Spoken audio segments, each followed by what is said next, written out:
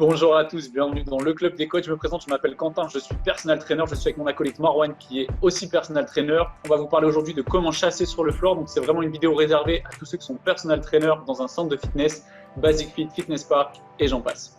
Marwan, à toi le micro.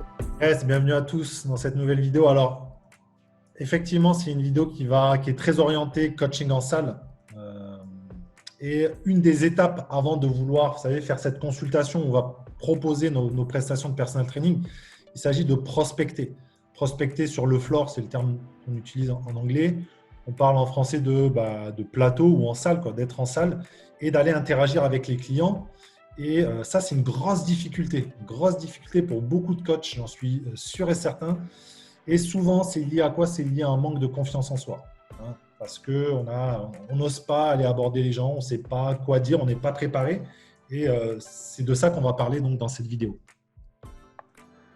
Tout à fait. Donc, premier point, tout le temps on parlait de cette confiance, etc. Pourquoi? Parce qu'on a peur du rejet.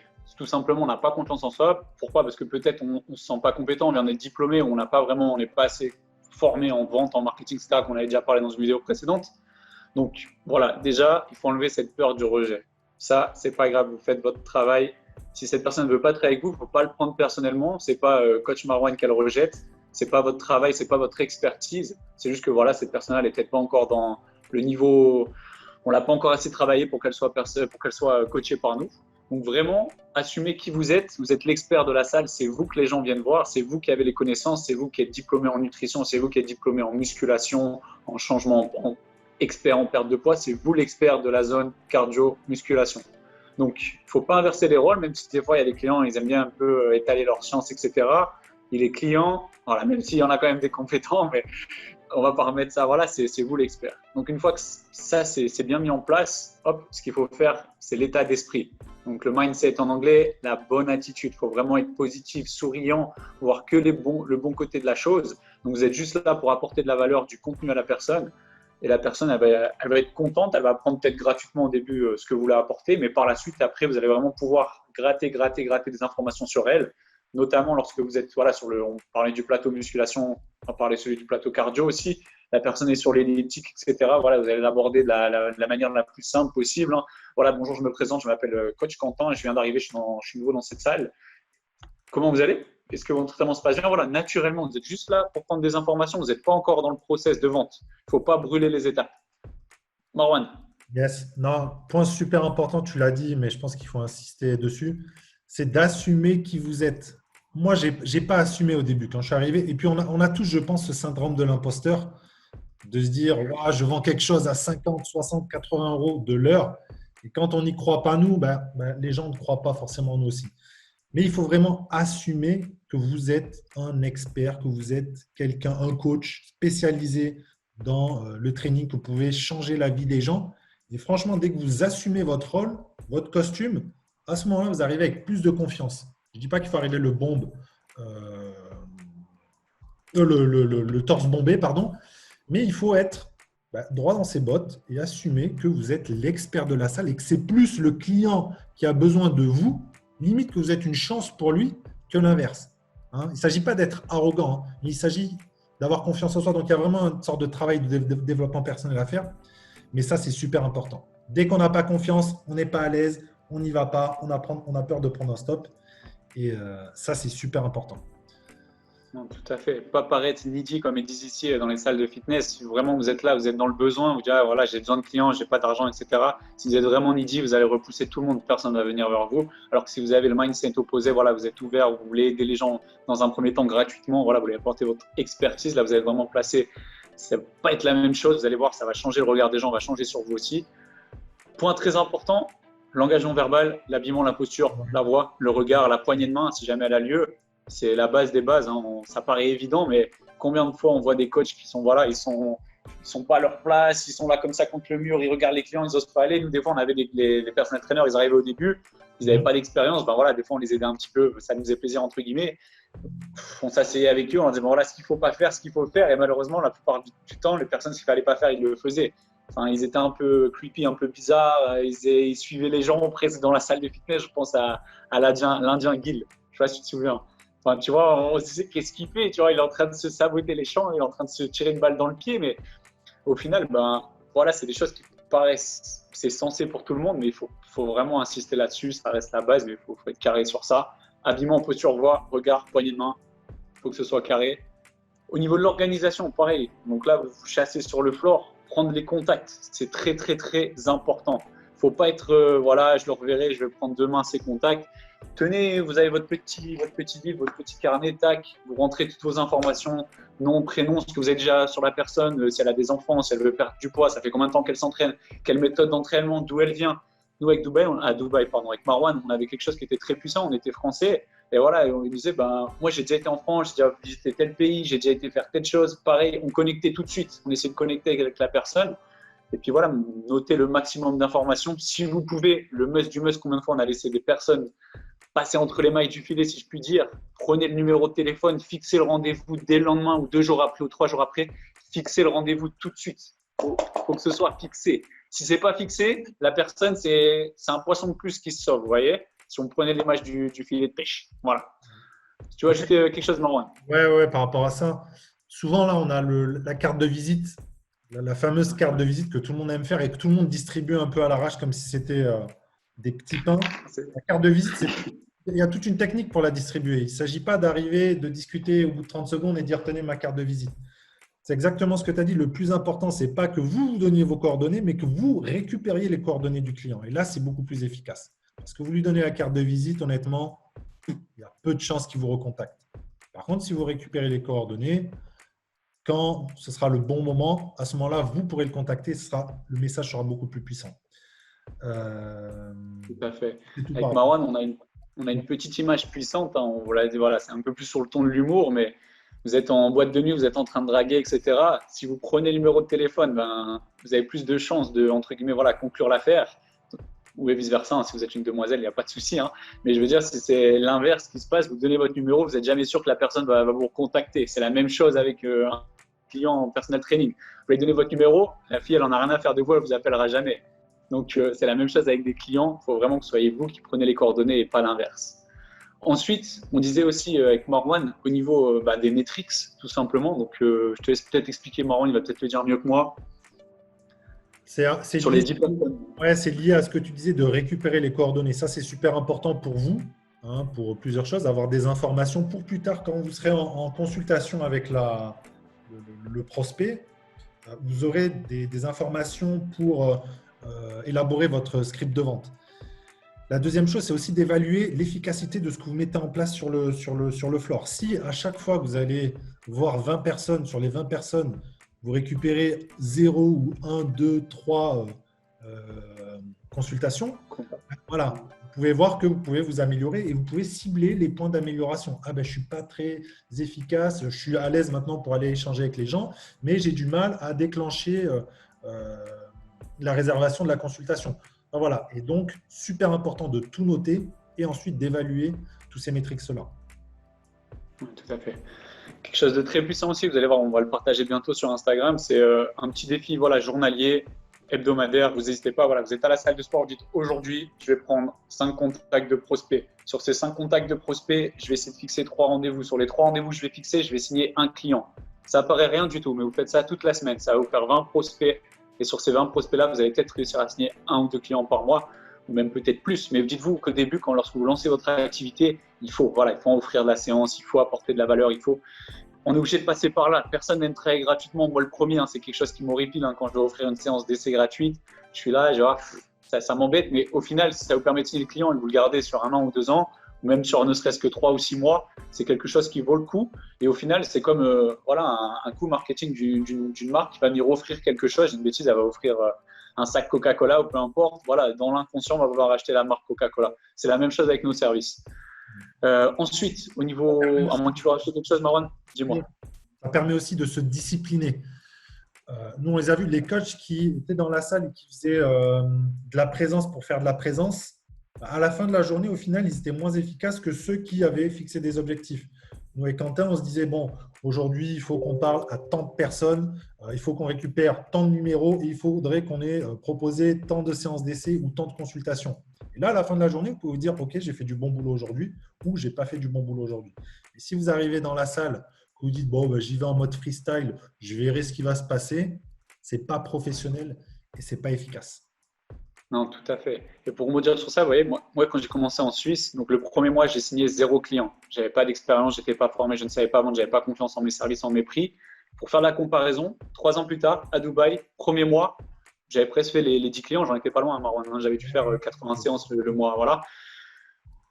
Il n'y a pas de secret. Une fois que vous êtes formé, vous connaissez vos capacités de vente, vous savez quoi dire, comment le présenter. Ça, voilà, pour regarder la même personne, 0 séance en un mois, 80 séances le premier mois, il n'y a pas de, voilà, il n'y a pas de demi-mesure. Il faut travailler, il faut envoyer.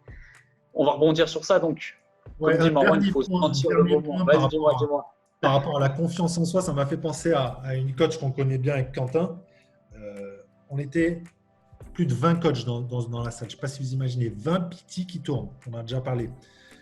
Celle qui tournait parmi les meilleurs coachs, c'était une petite fille. Quand je dis petite, il n'y a rien de péjoratif même. Elle avait quoi 1m60, 1m65. Ouais. Et c'était une des meilleures. Et les gros balourds, tu vois, enfin les gros, tu vois, les mecs qui Les body, ouais. 15 fois ce qu'elle soulevait, vendaient beaucoup moins. Pourquoi? Parce qu'elle avait une confiance en elle que les autres n'avaient pas. Et ça fait une grosse différence. Voilà, c'est juste le petit point, on peut passer. Donc, tu voulais parler de… On va parler de l'abordage. L'abordage, pas les pirates sur un bateau, on va parler comment aborder les personnes sur le plateau musculation. Donc, comme dit Marwan, il faut sentir le moment. Il ne faut pas aller comme ça, sans technique, sans rien. Il faut essayer de rendre la discussion, comme on le dit, naturelle. Il faut pas, voilà, il faut la provoquer, mais de façon un peu, je ne vais pas dire sournoise, parce que c'est un mot qui est un peu péjoratif, mais il faut vraiment un peu arriver en mode snake. Vous voyez, vous êtes là, tac, ok, vous voyez la personne là, elle sort son éthique, elle va aller prendre un petit verre à la fontaine à eau. Ah bah tiens, moi je vais aller boire un petit verre à la fontaine à eau aussi. Ah tac, ok, vous allez bien, ok, vous faites quoi comme entraînement? C'est naturel. Je me présente, je m'appelle Quentin, pareil, si vous avez besoin de conseils, etc., n'hésitez pas. Question ouverte, ce que je viens de faire à ne pas faire. D'accord? Pareil, quand vous êtes là, il faut faire parler la personne. Question fermée, pardon, excusez-moi, j'ai dit une bêtise. Question ouverte, question fermée, Ron? Poser des questions ouvertes. Poser des Ouverte. questions. Comment ça va? Ça va. Ok, boum. Un stop. Il y a des gens il y a des coachs qui se bloquent. Hein. Moi, je ne posais plus comment ça va. Ou alors, il faut bien évidemment continuer la discussion, mais privilégier en tout cas les questions ouvertes. Ouais. Ouverte, tout à fait. Excusez-moi pour ce petit lapsus. Donc, ensuite, différencier des autres coachs. Donc, voilà, vous êtes là. Il y a peut-être, je ne sais pas, vous êtes 5, 10 coachs. Je ne sais pas, Basic Fit, combien vous êtes. Pour l'instant, vous n'êtes pas beaucoup. Vous êtes peut-être 2, 3 coachs. Mais il faut quand même essayer de se différencier aussi bien sur la façon dont vous approchez les gens. Si tout le monde arrive avec voilà, la même approche, le même truc, voilà, je m'appelle Alain, je suis coach. Si je peux vous aider, n'hésitez pas à faire appel à mes services. Hop, vous repartez, fin. Vous allez rien faire du tout avec ça. Par contre, si vous avez un petit speech, voilà, tac, change de vie, papa, vous arrivez, tout est carré, la personne se dit, wow, celui-là, j'aimerais bien travailler avec lui. Vous voyez, tout de suite. Et après, laissez parler la personne. Voilà. On a 2 oreilles, on a une bouche. J'avais ma première patronne à l'Orange Bleu qui me disait ça. On a 2 oreilles pour écouter, on a une bouche pour parler. Donc, vous devrez vraiment écouter plus que vous ne parlez pour vraiment prendre le maximum d'informations. Et puis, je pense qu'après, voilà, tout vient de façon naturelle. Et puis après, on en revient toujours au même. Hein, votre petit cahier, vous notez tout ce que vous savez sur telle personne. Et peut-être à l'interaction numéro 2, l'interaction numéro 3, vous allez pouvoir prendre le numéro de téléphone, vous allez pouvoir fixer un rendez-vous. Pas toujours faire le bourrin. Parfois, ça passe tout de suite, vous fixez dès la première occasion. Mais parfois, c'est un travail un peu plus de longue haleine. On plante les petites graines, comme on l'a dit dans la première vidéo, et on récoltera les fruits plus tard. Voilà. Pour revenir sur les premiers points, il faut se dire une chose, c'est que les gens, ils ne sont pas dupes. Il ne faut pas les prendre pour plus cons que ce qu'ils sont. Au bout d'un moment, ils savent que vous avez quelque chose à vendre. Peut-être moins en France, parce que les gens vous voient moins de personal training dans les salles, mais à Dubaï, les gens savaient qu'on était donc des personal trainers, qu'on avait des choses à vendre. Et il ne faut pas les prendre pour plus bêtes qu'ils sont. Donc, c'est pour ça que des fois, il est intéressant de parler d'autre chose que du sport. Moi, c'était une de mes techniques, c'est que, comme tu disais tout à l'heure, il faut essayer de provoquer de façon intelligente la discussion, pas forcer, hein, comme la même chose avec une fille. Et moi, j'utilisais souvent le voyage. Hein. Dubaï, c'est un endroit très cosmopolite. Et c'est peut-être sournois, je ne sais pas, vous allez me dire ce que vous en pensez, mais ce que je proposais à chaque fois, une fois que je venais déclencher la discussion, je disais très souvent aux gens, donc de quelle origine vous êtes, ce qui arrive fréquemment à Dubaï, il n'y a pas d'offense quand on demande ça. On me répondait indien, je disais, ça tombe bien, je prévois avec un ami de partir en Inde. Qu'est-ce que vous me conseillez? Alors, ça peut paraître tout bête, mais tout de suite, on crée un lien. Hein. Je m'intéresse à cette personne, je m'intéresse à son pays d'origine. Elle me donne des tips. On crée un petit lien affectif qu'elle n'a pas créé avec les autres coachs. C'est pour ça que c'est super important voilà, de se différencier. On a un coach qu'on connaît bien qui, lui, se différenciait par le style, celui qui faisait du yoga. Il avait un style que les autres n'avaient pas, vestimentaire. Toi, Quentin, tu étais différencié par la boxe. On savait que c'était le boxeur de la salle. Donc voilà, il faut trouver son identité. Il faut voilà, se démarquer malheureusement aussi par le physique des autres coachs. Oui, tout à fait. Et pour rebondir sur ce que tu viens de dire, par exemple, là, on parle d'Indiens, on parle de ci, on parle de là. En fonction des origines, il y avait parfois certaines personnes, voilà, ils étaient un peu plus introvertis. Je pense aux Indiens, souvent ils étaient très introvertis, alors qu'on va prendre un Égyptien, il va être vachement plus extraverti, il va parler vachement plus. Donc une fois qu'on connaît un peu ça aussi, en France, ça peut être pareil. Vous pouvez un peu repérer en fonction des profils, personnes introverties, extraverties, votre façon de les approcher. Parce qu'il faut savoir qu'une personne introvertie, vous n'allez pas l'approcher de la même façon. Il va falloir être un peu plus cool, un peu plus tranquille, l'écouter un peu plus, la faire parler un peu plus, essayer de tirer un peu les verres du nez. Et vous allez voir qu'une fois que ça s'est créé, le lien, une fois qu'il est créé, ces personnes-là sont des très très bons clients. Vous allez les garder sur le long terme. Parce que c'est des gens qui n'ont pas l'habitude de s'ouvrir, ils ont très peu d'amis souvent. C'est ce que j'ai pu remarquer. Et c'est vrai que le lien, une fois qu'il est créé, c'est très puissant et vous allez pouvoir leur vendre entre guillemets plus facilement. C'est toujours sournois parce que voilà, on est dans un métier de vente. Malheureusement, on crée des liens. On crée des liens parce qu'on aime ça aussi. On veut apporter de la valeur, on veut aider les gens. Mais on a aussi, il ne faut pas oublier, à la fin, il faut qu'on ramène le casse-croûte dans le frigidaire. Donc, il faut vraiment vendre. Et voilà, ça fait partie du métier. Et puis, si des fois on est obligé d'être un peu snake, on le fait. Et puis, de toute façon, on est là pour aider les gens. Donc, une fois qu'on ne perd pas cet objectif-là de vue, voilà, on n'est pas des vendeurs de tapis. On apporte de la réelle valeur à la société. On est là pour aider les gens à avoir une meilleure santé. Et voilà, je pense que par rapport à ça, on a un très beau métier.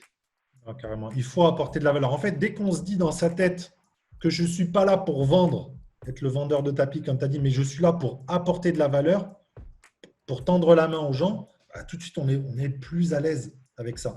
Vous serez plus à l'aise pour aborder les gens et les gens seront reconnaissants envers vous. Ils se diront, putain, il est gentil, il vient, il me demande comment ça va, il me donne quelques tips gratuits. Vous donnez, sans rien attendre en retour. Et puis, vous récolterez les fruits de tout ça un peu plus tard. Et ça me fait penser à une petite anecdote. En fait, j'avais été voir un client qui s'appelait Ahmed, l'Égyptien. J'avais été le voir avant Marwan. Donc voilà, on avait parlé, on avait bien sympathisé, etc. etc. Peut-être quelques jours après, Marwan a été le voir. Et il a été meilleur que moi. Il a eu un meilleur speech. Il a mieux matché avec la personne.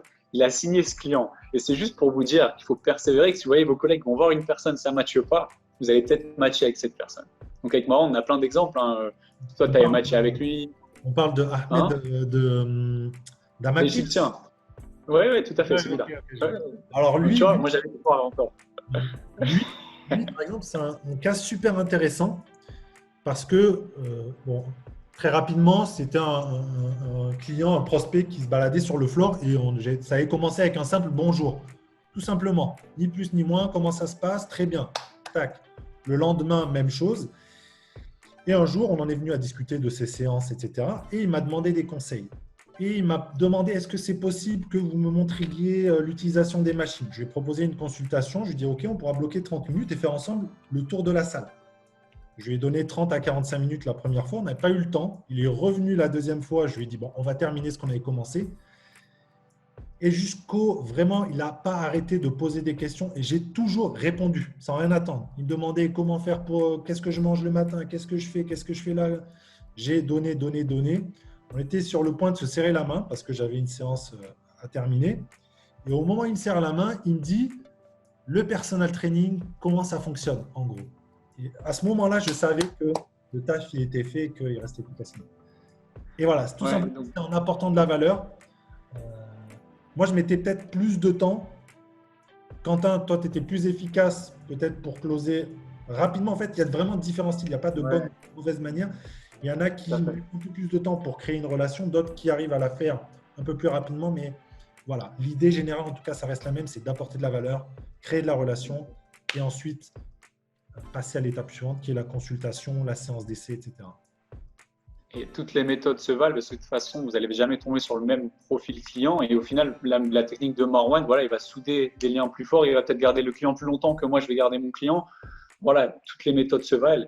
Et surtout, ben, comme il vient de le dire, parfois, voilà, il a répondu aux questions, il a donné sans rien attendre en retour, en fait. Et au final, c'est la personne qui lui a demandé le pitié. Donc, ça arrive très rarement, mais quand ça arrive, on sait que c'est déjà pris, comme l'a dit Marwan. Et vraiment, on plante des graines. On revient toujours avec cette image, hein. Vous plantez vos graines, tac, vous revenez le lendemain, vous regardez si votre pied de tomate, il a pris un peu plus de couleur ou pas. Et voilà, vous savez quand il faut venir cueillir la tomate, peut-être ce sera dans 1, dans 2, dans 3, dans 4 semaines.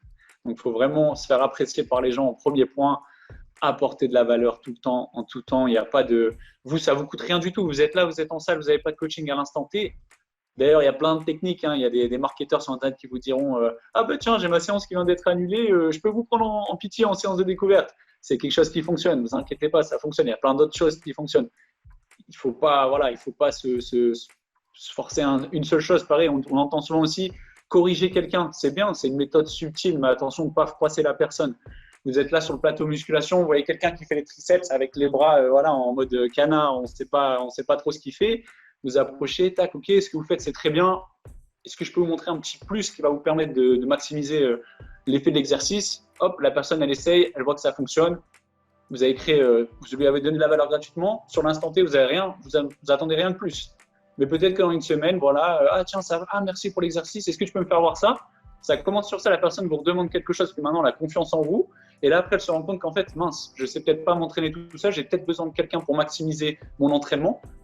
Et puis tout seul, voilà, ça va. Et après, à vous de proposer les bonnes choses. Si vous êtes un expert en yoga, en postnatal, en prénatal, en boxe, en cross-training, peu importe, c'est à vous d'appuyer là sur ce que la personne a besoin parce que vous avez réussi à comprendre ce qu'elle veut.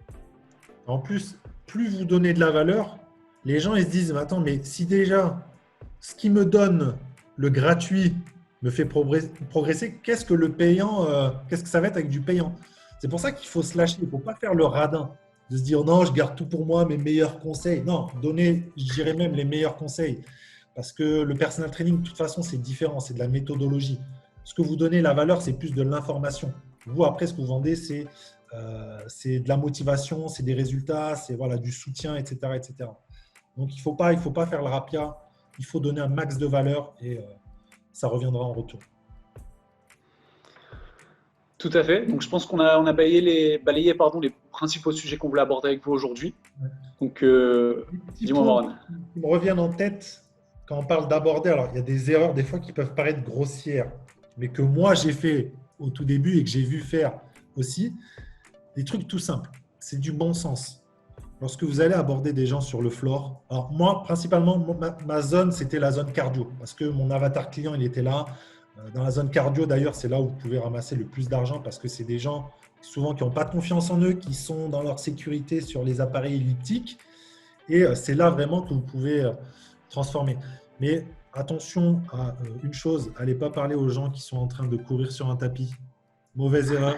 Attention à ne pas vous mettre sur le côté, mais vraiment face à la personne, des petits tips comme ça. Attention à ne pas interrompre quelqu'un qui est essoufflé sur un elliptique. Voilà, il y a des moments, c'est pour ça que tout à l'heure tu disais il faut sentir le moment. C'est des choses comme ça super importantes. Des gens aussi qui ont les écouteurs. Les gens qui ont les écouteurs, venez les interrompre. Des fois, ça peut marcher. Des fois, vous pouvez prendre un stop. Dire, attendez, j'écoute de la musique. Nous, ça nous est déjà arrivé. Donc, voilà, il y a plein de petits tips comme ça à maîtriser. C'est des choses qui s'acquièrent avec la pratique. Pour revenir et finir sur les écouteurs, ça peut être un frein, mais n'hésitez pas. Vous arrivez à la personne, grand sourire, vous faites genre, vous enlevez l'écouteur.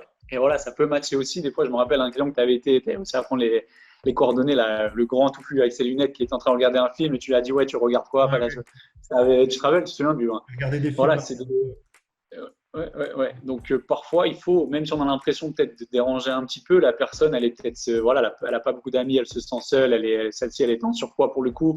On voyait qu'elle était un peu introvertie, etc. Donc ça peut être un prospect très puissant, mais on se dit je vais pas aller le voir parce qu'il y a les écouteurs. Donc attention, mais ça peut toujours en fonction de la situation, il y a toujours possibilité d'eux.